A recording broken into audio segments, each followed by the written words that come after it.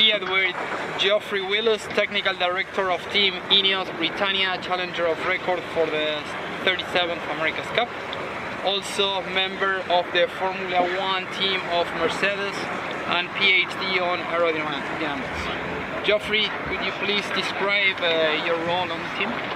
Right, so I'm acting as the Technical Director for the INEOS Britannia Challenge. In my background, Formula One aerodynamics and technical directors in the past.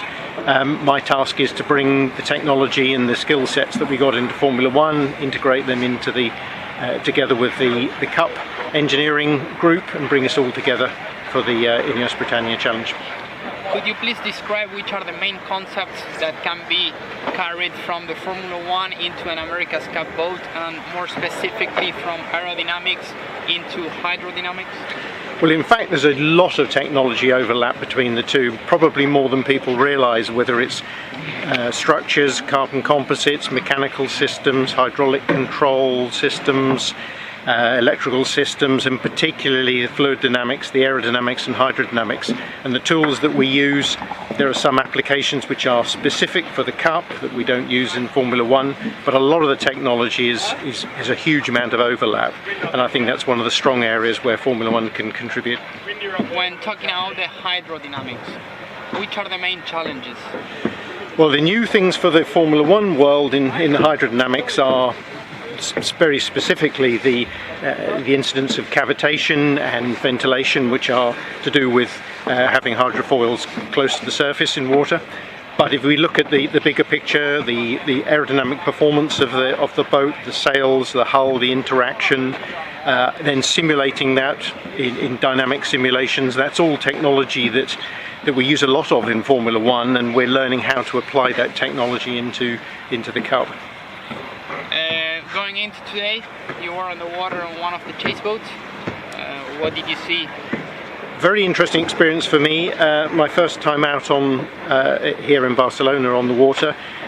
It was a difficult day, very marginal wind, very big sea state, and it's one thing to see it on chase boat video, but actually seeing it out there and seeing just how asymmetric is and how difficult it is, and how much listening to the crews that they're playing exactly how to manipulate the boats around, taking advantage of the wave, the phasing of the waves with the boat. In these very marginal conditions, there's a lot to learn. In days like today, in which there is a lot of variability, which are the main things that the technical department is trying to pick up from the sailors? So what we're trying to do is to give is to learn how the sailors are managing the dynamics, but also giving the sailors a better understanding of where they may try and sail the boat in terms of setup, trim, in these conditions where we have big sea states and that's affecting the speed of the boat.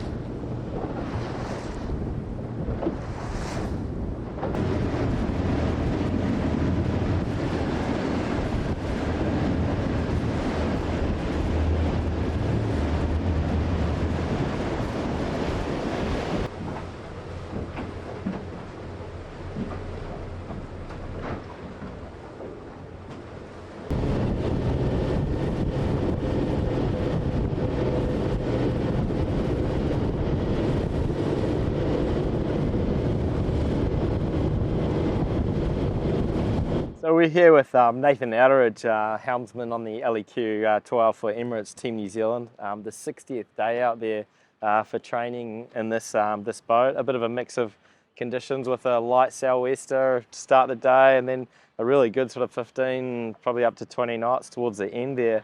What can you tell us about the testing today, and what were you trying to get out of it? Yeah, as you mentioned, we got out just before the sou'wester pushed in and found some nice light bottom end conditions, which was great. I think it's always nice to get a full range of conditions on one day if you can, but sometimes that's quite hard to achieve. So yeah, we got out there, it was a bit light initially, but we found a bit of breeze off Rangi, and we're focusing on some light air stuff, and then quickly saw the wind was building, so switched the jibs to the 3 and yeah, did some more sailing after that and the more upper range stuff. So yeah, it was a pretty good day.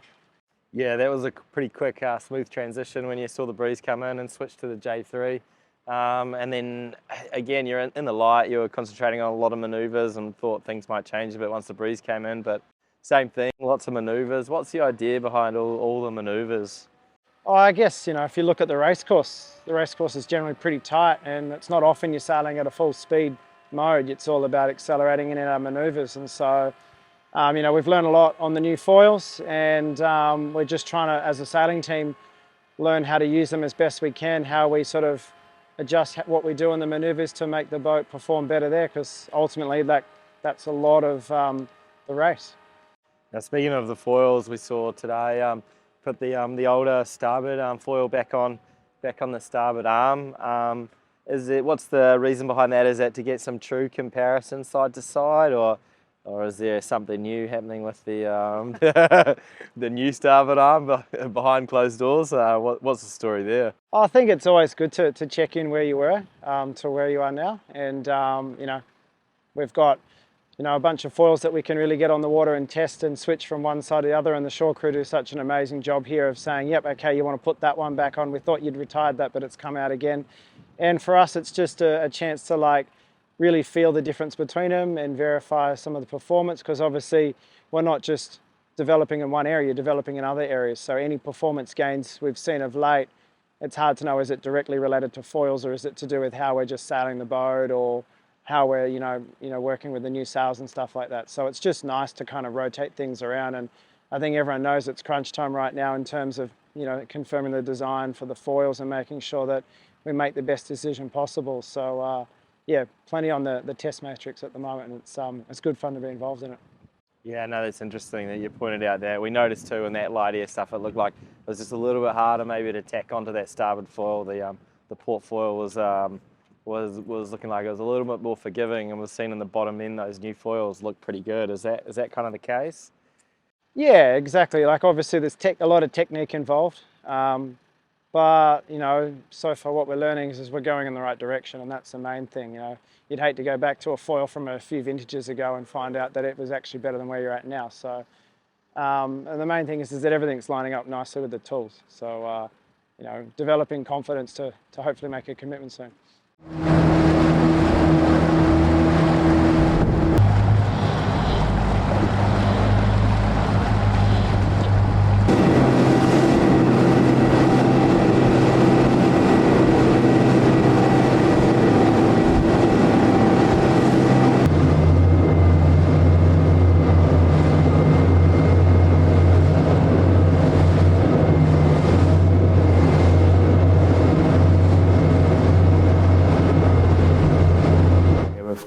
Helm on board Rossa.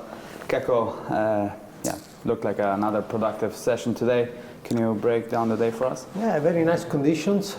This southeasterly wind was really nice. Some waves, which are always welcome. Thinking about Barcelona, and very nice conditions between 10 and 15 knots. So very nice, a bit cold, but not too much.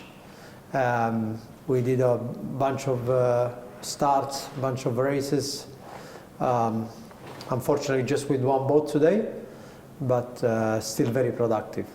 Can it be that Chase 4 seem to engage in match racing sometimes? Yeah, sometimes we ask the Chase boat to simulate the opponent, to stimulate the conversation about the opponent, and to improve the conversation on board, the communication, so that we have something to debrief at the end of the day. It's not always easy against a chase boat, which can go slow and fast very quickly, but yeah, it creates situations that are always nice to debrief after the session. You probably are most of the times racing against the software. How does it work with the Chase 4 in that case? No, just Chase 4 is just trying to create as many situations as possible. Mm-hmm. Always trying to, we have to decide if to cross, if to go behind, if to tack, and yeah, and try also to manage the best way the race course. The more situations we have, the better. So whenever we have one boat, it's always good to use the chase boat. Keko, of course, a lot of pre-starts. You guys were managing full circles as well. Is that something specific you've been working on, or? Yeah, we are just thinking of when the box is small, we have to keep the boat fast on the foils, and we cannot go out of the boundaries. So the only way is to do some circles and keep the boat fast and on the foils. So we are just trying different sizes of the box and see what the best way is to manage the distance and the time and the speed back to the line. Trying different moves and debriefing those at the end of the day. Keko, ci lasci un commento per i supporters Luna Rossa?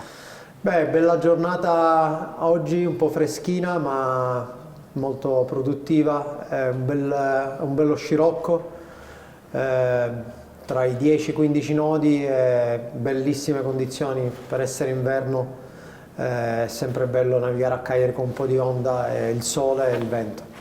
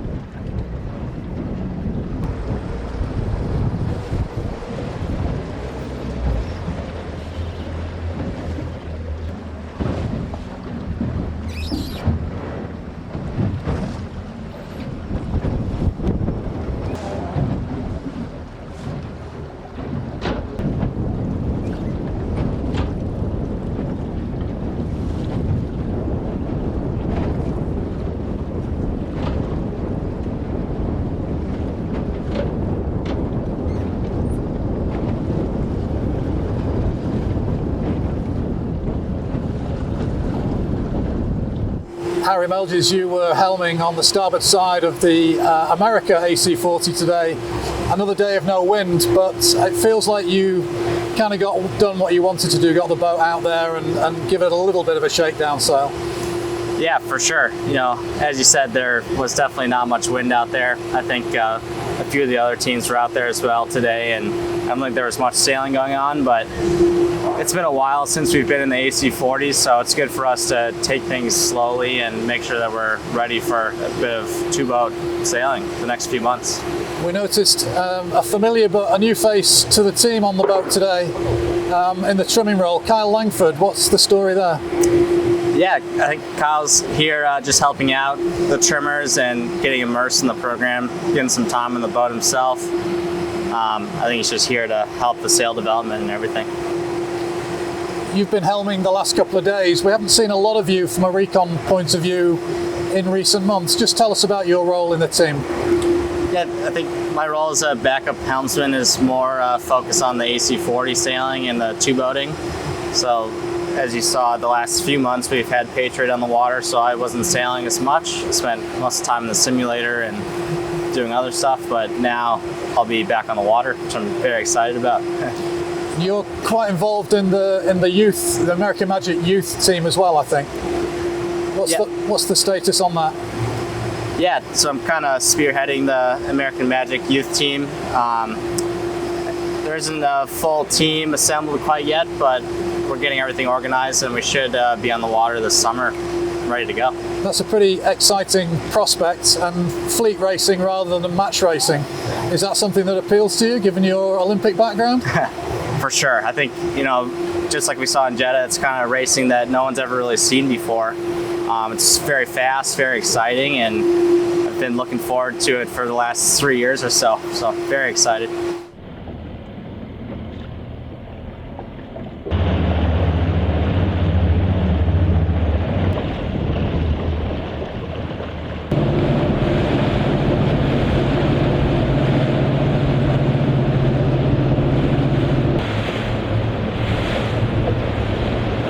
We're here with Nico Charbonnier from Alinghi Red Bull Racing. You were helming on the starboard side of boat 0 today, a 6:30 rollout. You towed south to find some breeze. Tell us how the day went. Yeah, we knew the wind was going to be really light today. We still decided to go sailing because after the last session we had in Jeddah, we had a few systems to check on board. So it's yeah, like really light day today, but was expected, and we ticked all the cases we wanted to do. So good day for us. Are the systems you're talking about back in Jeddah the same as you've got on this in terms of flight control systems? Like we're always trying to do a small improvement into the control systems. So yeah, when we were away, the guys had to work on it, and now we're just checking how is it working. So it's working fine, and we're happy to keep going now. How important is it to train in these marginal conditions? That today was pretty light. Taking off looked a little bit difficult. Yeah, today was really light and was quite a bit of waves, so the sailing part of the day was not really exciting at all. So being back on the big boat is always a really nice thing, but just the weather conditions were not great today, and yeah, sailing was not amazing, but it just like for the campaign to move forward and to keep testing things, and it's what we had to do today. Surf sailing is not the big focus. What's the most important on a day like this? What's the big focus? I just to make sure the next good sailing day will be really good, and all the boat, like all the system on board will be working, and this is what it is about. Like just make sure we are ready for the next good sailing day. Do you think the next generations of AC75s would have no problem taking off in today's wind conditions? It was about average 5 knots, maximum 8 knots. Yeah, probably was a little bit more than what you said, but no, I think will be definitely way easier with the new boats, lighter boats, bigger foils, and all the systems are optimized to take off in less breeze. So yeah, probably should be much easier to take off on the new boat today than what we had on boat 0.